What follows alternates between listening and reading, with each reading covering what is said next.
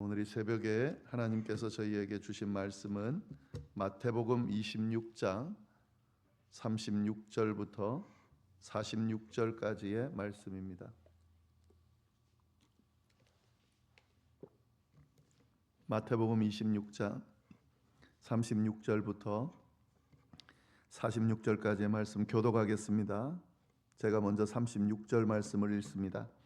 이에 예수께서 제자들과 함께 겟세마네라 하는 곳에 이르러 제자들에게 이르시되 내가 저기 가서 기도할 동안에 너희는 여기 앉아 있으라 하시고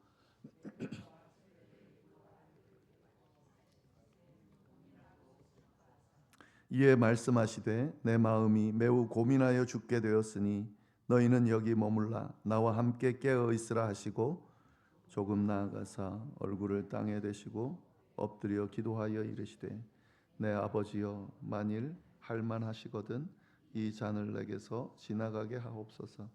그러나 나의 원대로 마시옵고 아버지의 원대로 하옵소서 하시고 제자들에게 오사 그 자는 것을 보시고 베드로에게 말씀하시되 너희가 나와 함께 한 시간도 이렇게 깨어 있을 수 없더냐. 마음에는 원이로되 육신이 약하도다 하시고 다시 두 번째 나아가 기도하여 이르시되 내 아버지여 만일 내가 마시지 않고는 이 잔이 내게서 지나갈 수 없거든 아버지의 원대로 되기를 원하나이다 하시고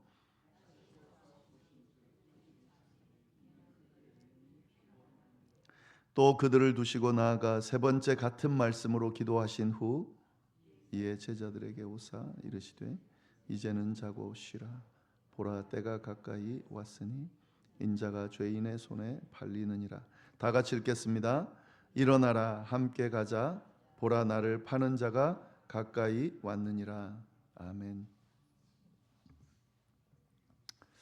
네, 마태복음 26장 말씀 우리가 쭉 나누고 있는데 오늘 본문을 보시면은 예수님께서 십자가를 지시기 직전에 겟세마네 동산에서 기도하는 장면이 나오고 있습니다. 유월절 만찬을 마친 후에 하나님을 찬미하면서 예수님과 예수님의 일행들 제자들은 감람산으로 가셨습니다. 가신 이유가 이 겟세마네 동산에서 기도하기 위해 가신 건데요. 어떤 기도를 하셨는지를 우리가 같이 함께 보도록 하겠습니다. 36절 말씀 보시면은 이에 예수께서 제자들과 함께 겟세마네라 하는 곳에 이르러 제자들에게 이르시되 내가 저기 가서 기도할 동안에 너희는 여기 앉아 있으라 하시고 십자가를 지시기 전에 예수님께서 하신 행동이죠. 십자가를 지시기 전에 가장 먼저 뭘 했냐? 기도했다. 우리가 주의 깊게 볼 필요가 있습니다. 십자가의 사역을 감당하기 위해 예수님께서 하신 것은 기도였다 하는 거죠. 어떤 어려움 앞에 섰을 때에 또 어떤 중요한 일들을 감당할 때에 그때 어떻게 해야 되는가? 신앙인들은 기도해야 된다라는 것을 잘 보여주고 있습니다. 우리가 예수님은 하나님의 아들이기 때문에 십자가 사역이 아무리 힘들다 하더라도 하나님 예수님께서 능히 감당할 수 있겠지 이렇게 생각하지만 오늘 본문을 보시면은 예수님은 그 십자가의 어떤 고난의 과정, 이 시험의 과정들을 감당하기 힘든 그런 육신적인 몸을 입고 계시기 때문에 기도하지 않고는 그것을 감당할 수 없다는 것을 잘 보여주고 있습니다. 예수님도 그러셨다면 우리도 당연하겠죠. 우리가 가지고 있는 믿음이라고 하는 것이 나는 절대로 그런 시험 앞에서 믿음 흔들리지 않는다라고 결단하지만 사실은 우리의 모습은 그렇지가 않습니다. 오늘 내용이 그걸 잘 보여주고 있는데요. 예수님께서는 이렇게 고난 앞에서 또 감당해야 될 시험 앞에서 기도하셨다라는 것으로 말씀이 시작되고 있습니다. 그래서 37절 베드로와 세베대의 두 아들들을 데리고 가실새 고민하고 슬퍼하셨다. 예수님 기도하러 가시면서 베드로와 세베대의 두 아들 야고보와 요한이죠. 세 명을 데리고 가셨다. 예수님께서 어떤 중요한 자리에 갈 때는 제자들 중에서도 이 세 명을 데리고 가셨다는 것을 알 수 있는데 변화산에 갔을 때도 이 세 명을 데리고 갔죠. 그만큼 신뢰하고 있다라는 건데요. 근데 여기 보시면은 데리고 가셨는데 고민하고 슬퍼하셨다. 예수님의 지금 마음 상태가 어떤지를 정확하게 표현하고 있습니다. 십자가를 져야 하는 그 현실 앞에서 예수님 어떤 마음이셨는가 고민하셨다는 거죠. 그리고 슬퍼하셨다는 거죠. 깊은 고통, 두려움 이런 마음들이 아마 복합적으로 있었겠죠. 그래서 주님은 고민하셨고 슬퍼하셨습니다. 이건 당연한 겁니다. 예수님께서 하나님의 아들이지만 지금 어떤 모습입니까? 완전한 인간의 모습으로 성육신 하셨습니다. 이런 이단들이 이런 이야기들을 하는데요. 예수님은 영으로 오셨다. 그러니까 겉으로 보면은 우리와 똑같은 사람처럼 보이지만 영으로 오셨고 영으로 오셨기 때문에 여전히 뭐 기적도 행하고 또 이 십자가를 지는 것도 충분히 감당할 수 있었고 그리고 부활한 것도 영으로 오셔서 영으로 가셨기 때문에 가능하다 뭐 이런 주장들을 하는데 그렇지 않습니다. 여기 성경은 분명하게 이야기합니다. 고민하고 슬퍼하셨다. 완전한 인간의 모습으로 오셔서 우리와 똑같은 그런 감정을 가지고 그런 느낌을 경험하고 계시다는 것을 우리가 분명히 알 수가 있습니다. 그리고 38절에 보시면 고민하고 슬퍼하는 것으로 그치는 게 아니고요. 이에 말씀하시되 내 마음이 매우 고민하여 죽게 되었으니 너희는 여기 머물라 나와 함께 깨어 있으라 하시고 내 마음이 매우 고민하여 죽게 되었다. 예수님의 마음을 더 적나라하게 표현하고 있습니다. 헬라어 원문을 표현을 보면은 죽을 만큼 고통 가운데 있다. 이렇게 지금 표현한 겁니다. 지금 예수님의 마음이 고민하고 슬퍼하셨는데 어느 정도냐면 정말 죽고 싶을 정도로 피하고 싶을 정도로 그런 고민과 고통 가운데 있다라고 이야기를 하는 거죠. 그리고 이 고민을 제자들에게 그대로 솔직하게 이야기하고 있습니다. 그만큼 힘들다는 거예요. 누구든 좀 도와줬으면 좋겠다 하는 마음이 여기에 지금 표현되어 있는 겁니다.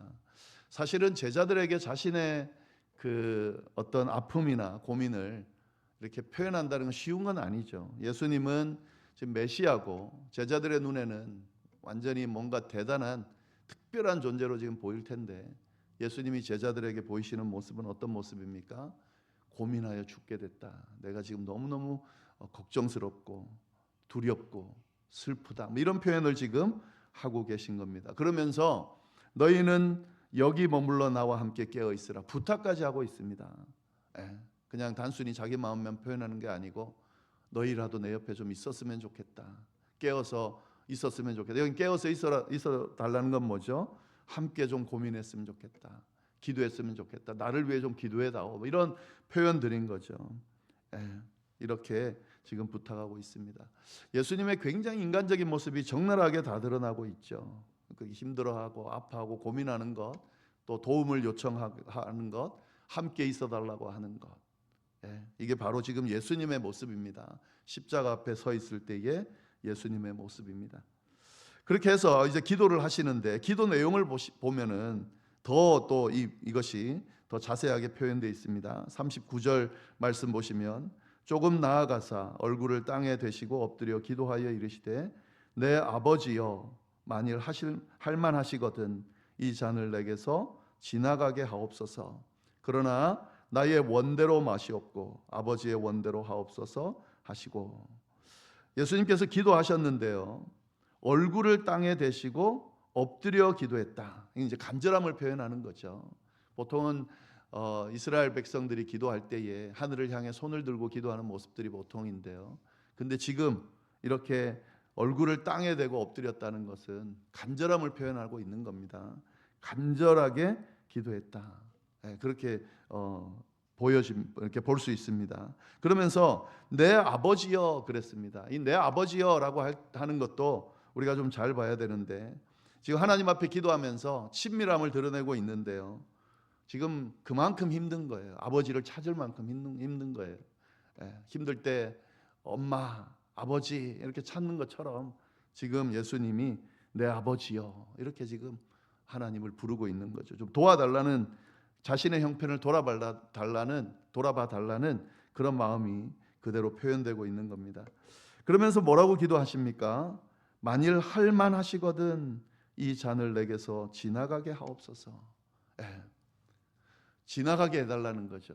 지금 예수님이 의연하게 십자가를 지러 가고 계신 것처럼 우리가 보는데 그렇죠. 의연하게 지금 예루살렘으로 들어왔고 이 십자가를 지는 그 길을 한 발 한 발 피하지 않고 가고 있는데 그 마음은 어떻다는 거죠?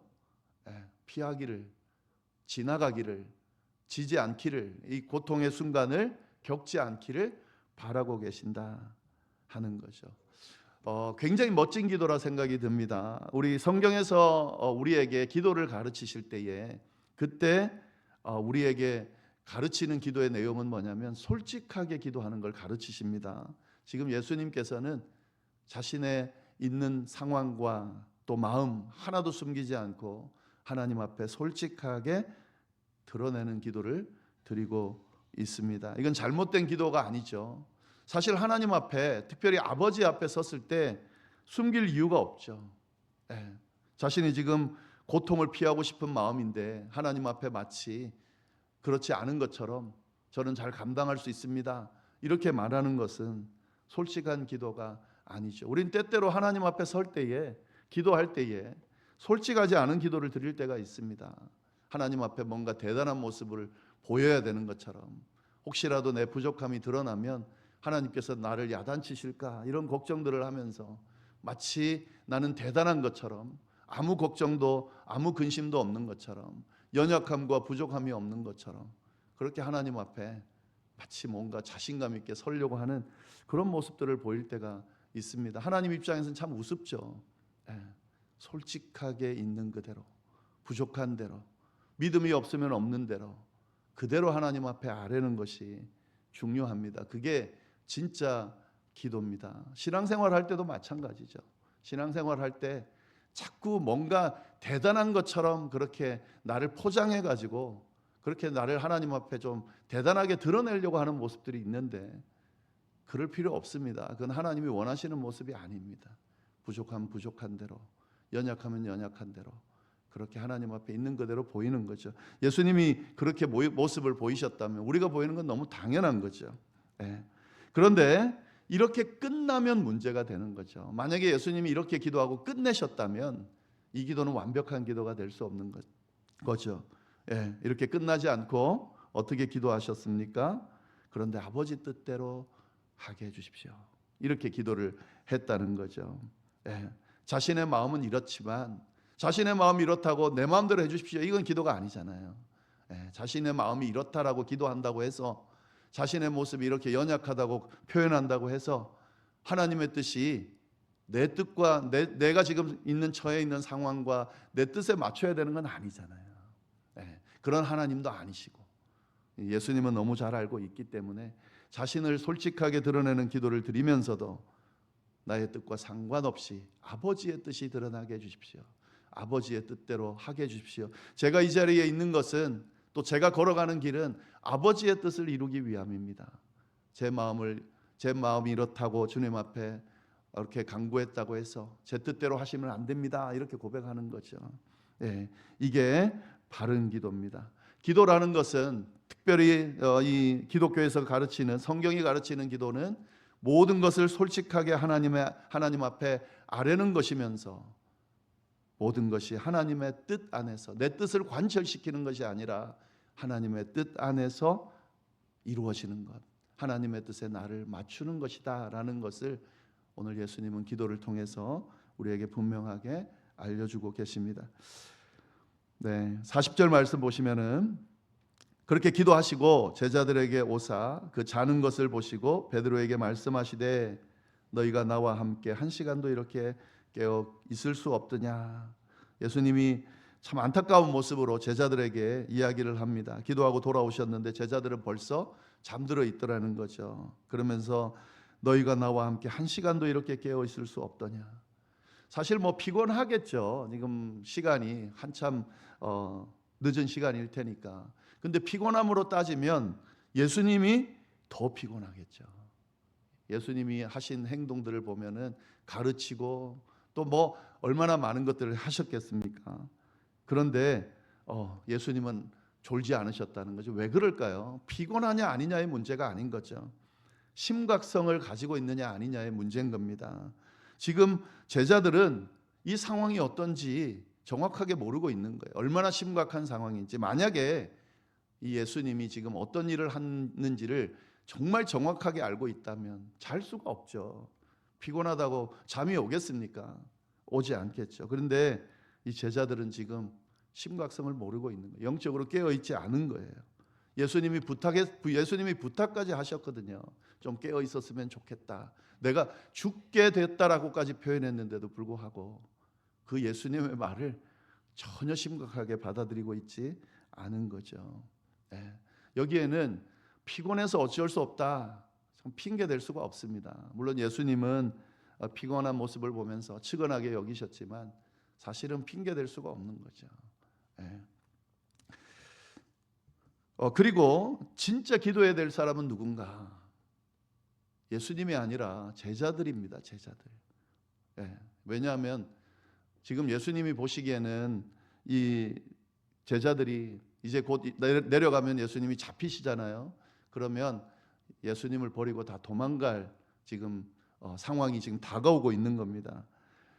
그런데 제자들이 그런 상황임에도 불구하고 기도하고 있지 않다는 거죠. 사실은 기도로 더 준비하면서 자기가 갖고 있는 그 믿음과 확신이 흔들리지 않게끔 예수님께서 잡히시는 그런 극단의 상황에도 도망가지 않게끔 그렇게 붙들어야 되는데, 진짜 기도해야 될 사람은 기도하지 않고 있고, 기도하지 않아도 사실은 되는 예수님은 더 기도하고 있고, 참 아이러니한 거죠.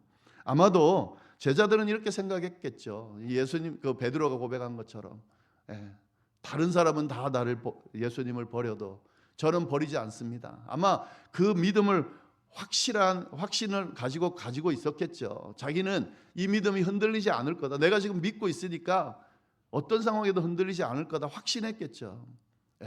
만약에 확신하지 않았다면 이렇게 할 수 없겠죠.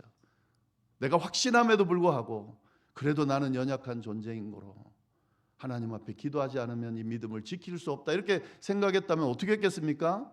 기도했겠죠. 우리가 신앙생활할 때 한 가지 잘 아셔야 되는 게 있습니다. 우리가 지금 갖고 있는 믿음이라고 하는 거 있잖아요. 믿음이 없는 게 아니죠. 확실하죠. 지금 베드로도 그렇고 제자들도 확실합니다. 근데 뭘 우리가 늘 염두에 둬야 되냐면 그 확실한 믿음이 끝까지 주님 올 때까지 지켜질 수 있느냐 했을 때 우리가 우리를 믿으면 안 되는 거예요. 절대로 믿으면 안 되는 겁니다. 믿을 수가 없어요. 사람들 앞에 내가 갖고 있는 믿음과 확신을 막 당당하게 고백하며 드러내는 것 안에 나는 끝까지 주님 앞에 설 때까지 이 믿음이 흔들리지 않을 거다라는 확신이 혹시 있고, 그걸 만약에 가지고 만약에 그런 마음으로 신앙생활하고 있다면 잘못된 겁니다.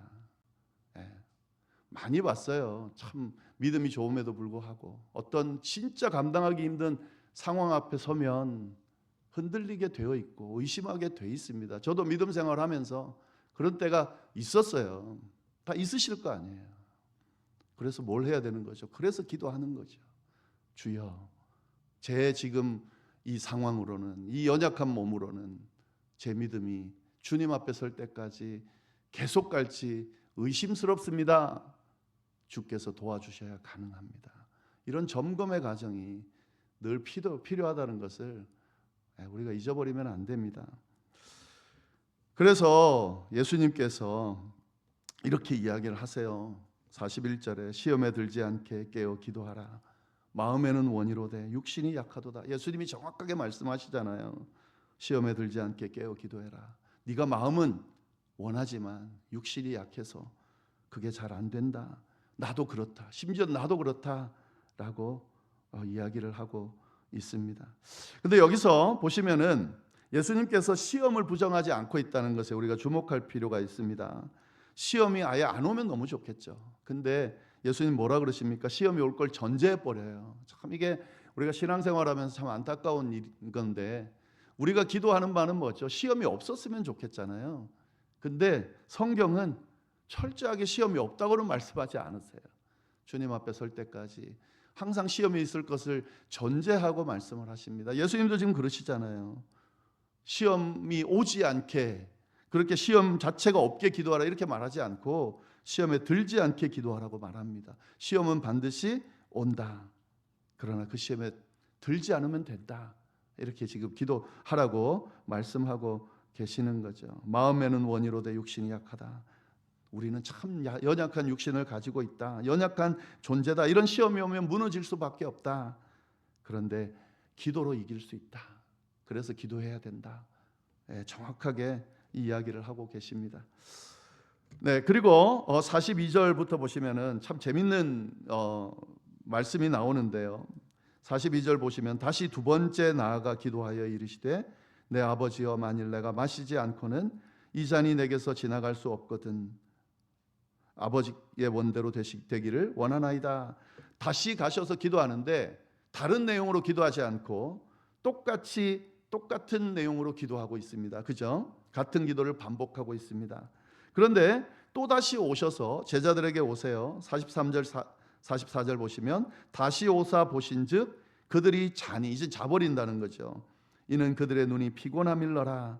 또 그들을 두시고 나아가서 세 번째 기도를 하는데 분명히 뭐라고 이야기하냐면 같은 말씀으로 기도하셨다.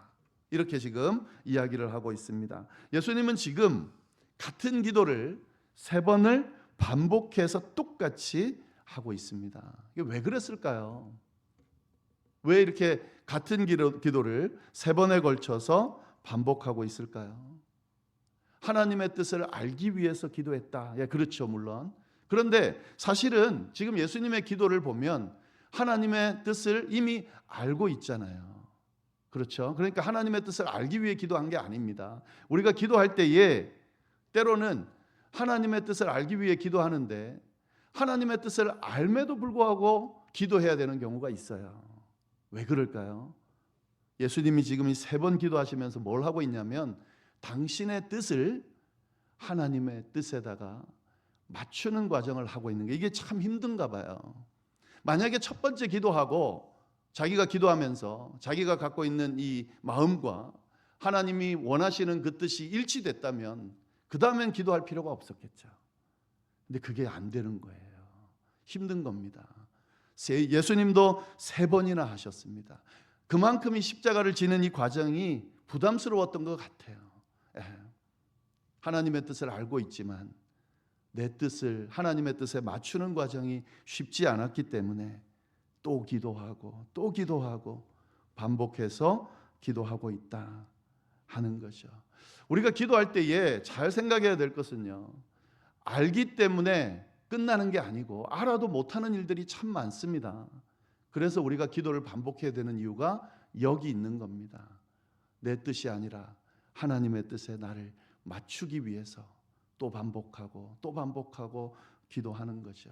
그만큼 우리의 뜻이라는 게 바꾸기가 쉽지가 않은 거예요. 사실 신앙생활을 하면서 또 교회를 하면서 어떤 하나님의 나라의 일을 하면서 왜 자꾸 우리의 마음과 다르게 행동하고 다른 방향으로 뭔가를 진행하면서 그렇게 가게 될까?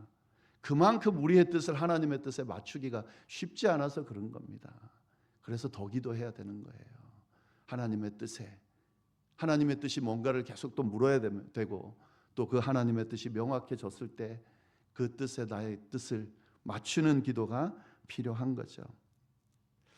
45절 46절 보시면은 그리고 난 뒤에 이에 제자들에게 오사 이르시되 이제는 자고 쉬라 보라 때가 가까이 왔다.